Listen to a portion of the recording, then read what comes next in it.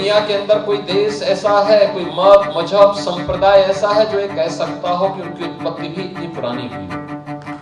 किसी के पास इतिहास नहीं। बहुत कहेगा, कोई 1400 साल का कहेगा, कोई 2000 वर्ष का कहेगा, कोई 2700 का कहेगा, कोई 3000 वर्ष का कहेगा। इस धरती का और खासतौर पर भारत का एक ही धर्म है, वो सनातन धर्म है। रहा होगा, उससे पहले सतयुग रहा होगा।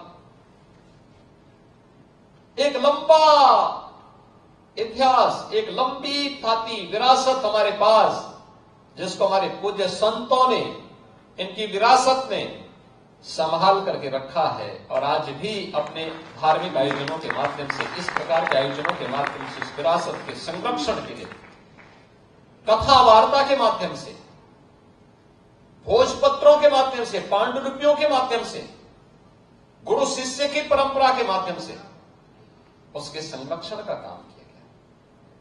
और उसी विरासत का हिस्सा बनने के लिए, उसके साथ विकास की पुट जोड़ने के लिए हम लोग आज यहां पर एकत्र हुए हैं।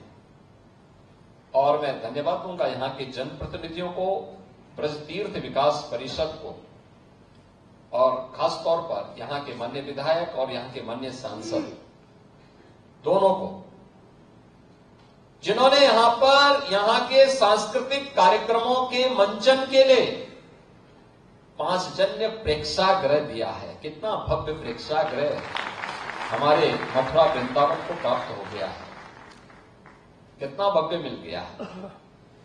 लगभग 1000 दर्शक एक साथ यहां पर आ जाएंगे। और उसमें भी आपने देखा है यहां पे कि इसमें पहला मंचन होने जा रहा है भारत की कला जगत की एक प्रख्यात अदाकार और आपकी सांसद श्रीमती हेमा मालिनी जी। वे मंच पर आई है, मैं उनका आभारी हूं कि वह अपनी पूरी साज सज्जा के साथ ही यहां पर मंच पर आ गए, अन्यथा वो कार्यक्रमों में आती। और आप ब्रजवासी इस बात के लिए सौभाग्यशाली हैं कि उनके मंचन के लिए, उनकी फिल्मों को देखने के लिए आप पहले यहां से आगरा और पता नहीं कहां कहां जाते रहे होंगे। आज वे यहां पे फ्री में मंचन के माध्यम से कला के महत्व के बारे में आपको बता रही है, उसके प्रति समर्पण का भाव, यहां के विकास के प्रति उनका समर्पण का भाव।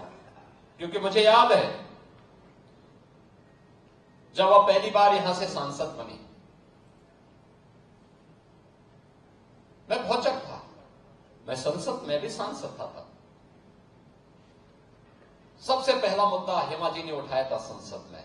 उन्होंने कहा था, क्या यमुना मैया को शुद्ध होने का अधिकार नहीं है? देश की संसद में उन्होंने मुद्दा उठाया।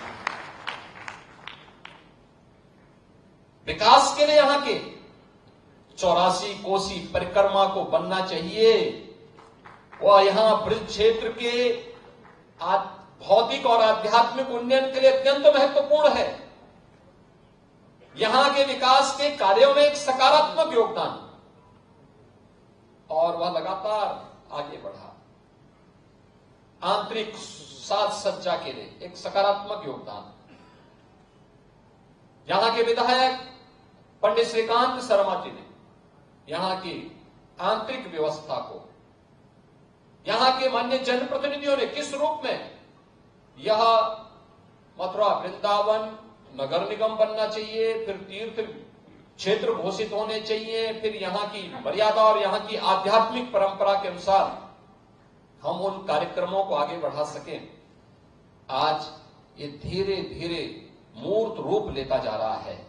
और आज यहीं पर ही प्रख्यात भजन गायिका सुश्री पद्मिनी कोल्हापुरी के एक एल्बम को भी यहां पे शुभारंभ करने का अवसर इस 5 जन्य प्रेक्षागृह में मिला है। मैं उनको, पद्मिनी जी को भी, उनकी पूरी टीम को भी इसके लिए हृदय से बधाई देता हूं, अपनी शुभकामनाएं देता हूं।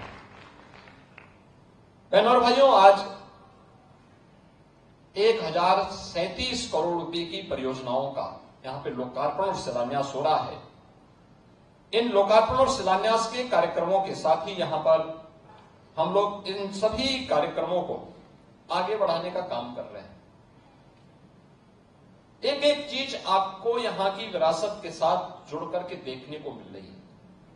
और कितना भव्य प्रेक्षागृह आपको मिल गया है।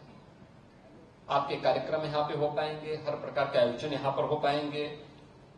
शहीद लक्ष्मण स्मारक भवन, यह भारत की विरासत के प्रति सम्मान का भाव, भारत की स्वतंत्रता संग्राम सेनानियों, भारत के जवानों के प्रति श्रद्धा का भाव व्यक्त करने का एक मंच है। कुसुम सरोवर, इसे भी यहां पर आज पुनरुद्धार करके लाइट एंड साउंड कार्यक्रम के साथ इसको जोड़ने का काम, श्री राधा रानी मंदिर में बरसाना में अब रोपवे भी आज प्रारंभ हो गया है।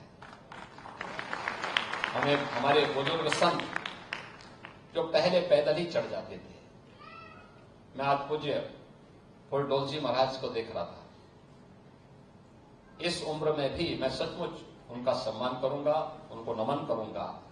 इस उम्र में भी उनके मन में इच्छा शक्ति वही जज्बा। ठीक है, शरीर का उम्र के साथ एक भौतिक काया है, वह अपना एक समय तक साथ देता है, लेकिन जज्बा है। एक समय था संत पूरी परिक्रमा करते थे, कई बार वहां जाते थे, लेकिन समय के अनुरूप उस प्रकार की सुविधा देना यह स्थानीय प्रशासन और शासन की जिम्मेदारी बनती है। और आज पीपीपी मोड पर यह सुविधा बरसाना के लिए उपलब्ध हो चुकी है। यहां पर भी सुविधाएं होनी चाहिए। और मुझे लगता है विरासत के संरक्षण, उसकी आध्यात्मिक और सांस्कृतिक पहचान को बनाए रखते हुए उसको विकास की एक नए कलेवर के रूप में हमें प्रस्तुत करना, यह आज की आवश्यकता है। इसके साथ ही यहां पे गोवर्धन की तहसील भवन का भी लोकार्पण हो रहा है। वहां के माननीय विधायक जी को मैं हृदय से इसके लिए बधाई देता हूं। अन्य विकास से जुड़े हुए तमाम कार्य आज यहां पर हम लोग आज यहां पे आज उसका लोकार्पण कर रहे हैं। और विकास की भी तमाम योजनाओं का, जिसमें गोकुल बैराज की अपस्ट्रीम में, जहां पर हम सब की आस्था और मान्यता है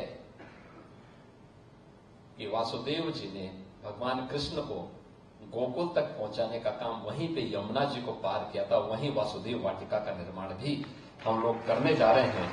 और बड़ी यानी लगभग 45 करोड़ रुपए की लागत से उसकी एक बड़ी योजना हम लोगों ने तैयार की है, उसको आगे बढ़ाने के लिए। एक पर्यटन जन सुविधा केंद्र बरसाना के लिए भी आज यहां पे स्वीकृत हुआ है।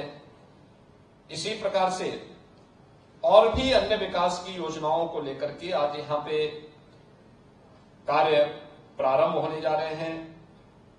बहनों और भाइयों, आज हम सब जब यहां पर आए हैं, मैं आप सबको इस बात के लिए आश्वस्त करने के लिए आया हूं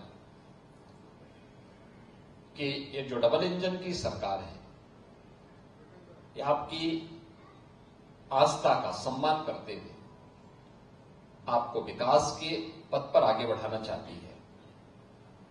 प्रधानमंत्री मोदी जी ने जो हम सबके सामने एक लक्ष्य तय किया है, 2047 तक भारत को विकसित भारत के रूप में स्थापित करना। लेकिन केवल विकसित भारत नहीं होगा, उसमें विरासत भी होगा और विकास भी होगा, दोनों का समन्वय होगा। गुलामी के अंशों को हमें सर्वथा समाप्त करना है।